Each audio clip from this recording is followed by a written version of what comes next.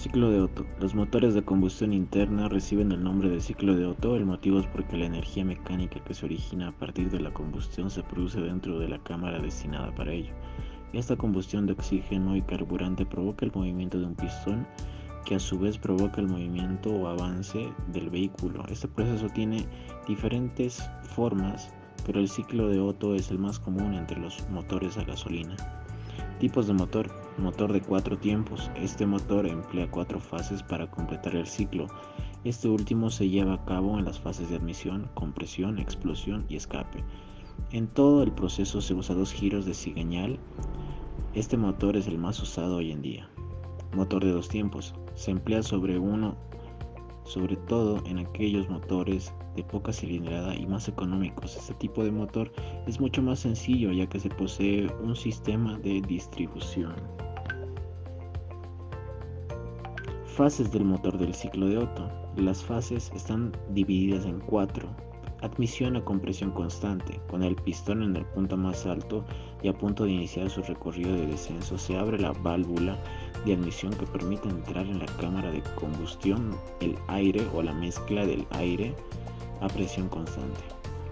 Compresión isentrópica. Al finalizar el recorrido descendente del pistón, se cierra la válvula de admisión y la de escape permanece cerrada. Es un proceso isentrópico en el que se produce calor con el entorno. Combustión y trabajo. Es la fase en la que se produce el trabajo, de ahí que la fase de explosión se llama también fase de esfuerzo o de trabajo. Aquí se realizan casi simultáneamente 2 de los procesos del ciclo de Otto, la combustión y el trabajo. Escape. Aquí de nuevo se realiza casi simultáneamente 2 procesos del ciclo de Otto, la cesión de calor al entorno a presión constante y el vaciado de la cámara de combustión para un nuevo ciclo. El ciclo de Otto se puede considerar como una solución técnica que emplea el ciclo de Carnot.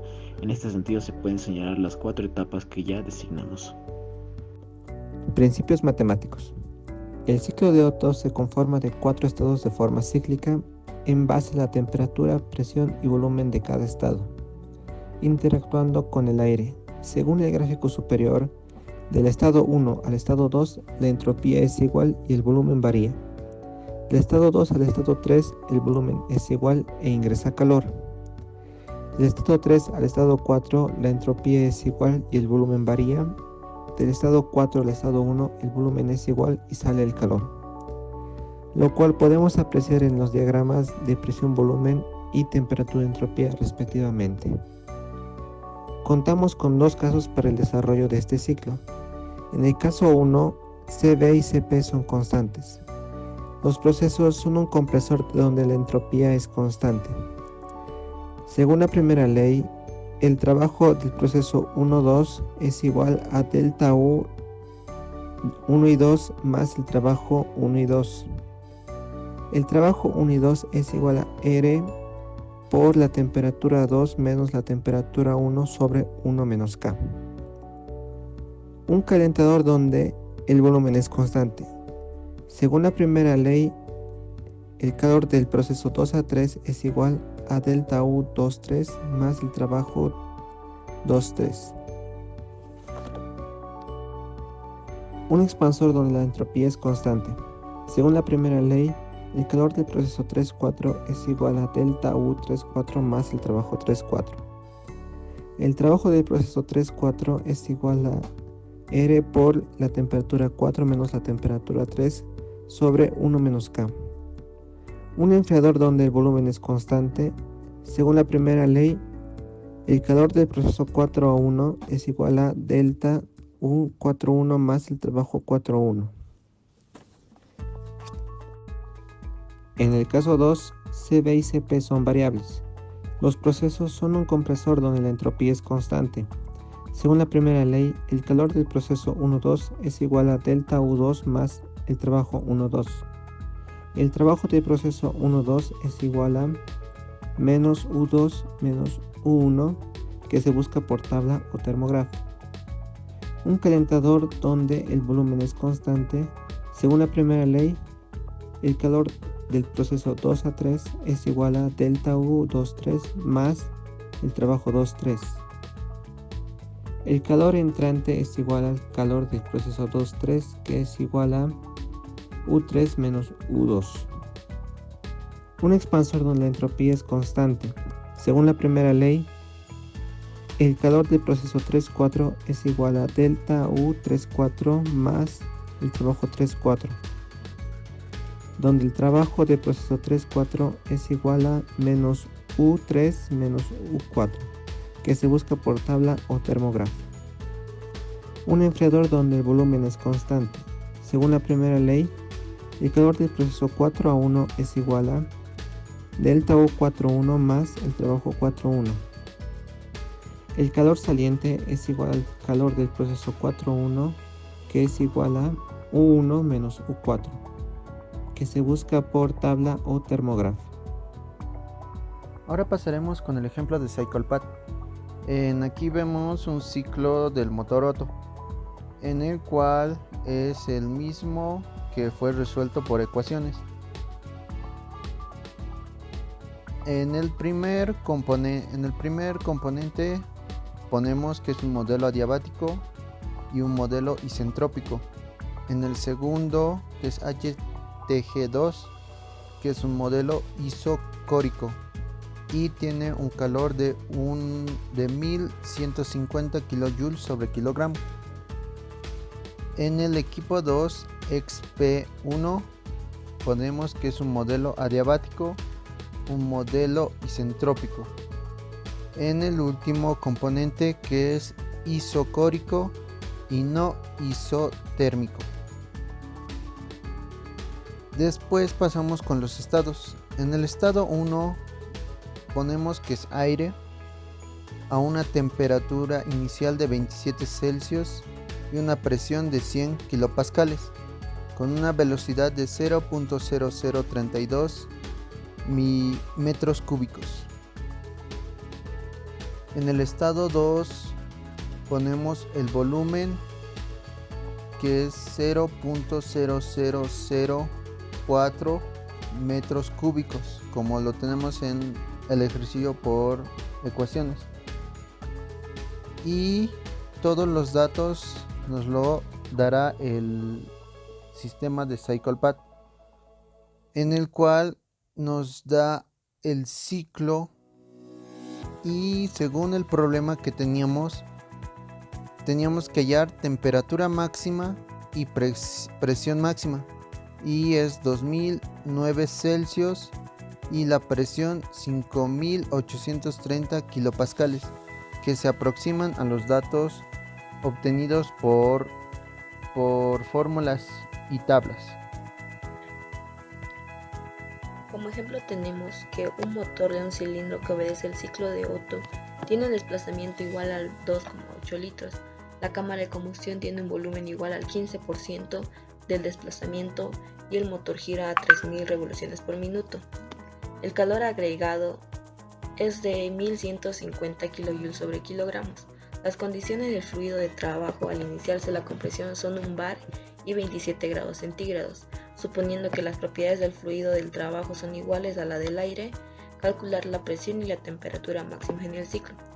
Aquí podemos ver en la gráfica que en el estado 1 y en el estado 2 es un proceso adiabático isentrópico, seguido del estado 1 al estado 3, que sería un proceso isométrico, y del estado 3 al estado 4, que sería un proceso adiabático e isentrópico, que tendríamos en la gráfica de entropía, que sería una entropía constante.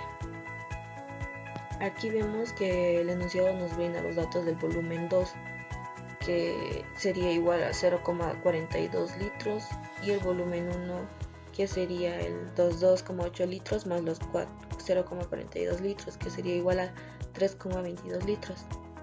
Y también nos da el calor específico, 1150 kJ sobre kilogramos, la presión 1, que en kilopascales sería 100 kilopascales, y la temperatura en grados Kelvin, 273 grados Kelvin. Como el enunciado nos brinda la información de la presión 1, la temperatura 1 y el volumen 1, utilizamos la ecuación general de los gases para poder hallar su masa. La ecuación general de los gases es igual a presión por volumen igual a masa por su constante por su temperatura. Despejando masa nos quedaría la presión por volumen, todo esto entre la constante por su temperatura. Reemplazando los valores en las variables tendríamos un resultado de 3,74 gramos. Y en el estado 2 tenemos el único dato que sería el volumen 2, que es igual a 0,00042 metros cúbicos. Y sacaríamos la relación de compresión entre los volúmenes 1 y el volumen 2, que nos daría igual a 7,6. En este proceso del 1 al estado 2, utilizamos la ecuación de presión por volumen elevado a su coeficiente igual a la constante, donde K la encontramos en las tablas de calor de un gas ideal a 300 grados Kelvin, que sería la relación a presión constante respecto al calor al volumen constante. Sabemos que el estado 1 al estado 2 la presión es constante, por lo que la ecuación sería la presión 1 por volumen 1 elevado a su constante igual a la presión 2 por volumen 2 elevado a su constante. De ahí despejaríamos la presión 2, que quedaría igual a la presión 1 por el volumen 1 sobre el volumen 2 elevado a su constante, que esto quedaría igual a la presión 1 por su relación de compresión elevado al coeficiente, y nos quedaría igual a 1710,6 kilopascales. Volviendo a utilizar la ecuación general de los gases, que la presión 1 por el volumen 1 sobre la temperatura 1 es igual a la presión 2 por volumen 2, todo esto entre la temperatura 2. Reemplazando con la ecuación anterior tendríamos la presión 2 por el volumen 2 elevado a su constante por el volumen 1, todo esto dividido entre la temperatura 1 por su volumen 1 elevado a su constante, que sería igual a la presión 1 por el volumen 1 elevado a su constante por el volumen 2, esto dividido entre la temperatura 2 por su volumen 2 elevado a su constante. De esta ecuación nos quedaría despejar la temperatura 2 y nos quedaría igual a la temperatura 1 por su volumen 1 elevado a su constante por el volumen 2, esto entre el volumen 2 elevado a su constante por el volumen 1, que nos quedaría reemplazando la ecuación la temperatura 1 por su relación de compresión elevado a su constante por el volumen 2 dividido entre el volumen 1, que nos quedaría igualmente temperatura 1 por su relación de compresión elevada a la constante por su relación de compresión elevada a menos 1. Como las bases son iguales, sumaríamos las coeficientes con el siguiente exponente y nos quedaría la temperatura 2 igual a la temperatura 1 por su relación de compresión, esto elevado al coeficiente menos 1. Y nos quedaría igual a 675,2 grados Kelvin, que sería la temperatura 2. Continuando con el estado 3, nos dice que es un proceso isométrico, ya que no existe una variación de volumen, por lo que el volumen 2 sería igual al volumen 3. En este proceso del 2 al estado 3, recordamos la primera ley de la termodinámica, que nos dice que el calor es igual al trabajo más la variación de energía interna. En este proceso el trabajo es igual a 0, entonces nos quedaría que el calor es igual a la variación de energía interna y la variación de energía interna es igual a su masa por su calor específico por su variación de temperatura. En calores específicos sería igual al calor específico por su variación de temperatura.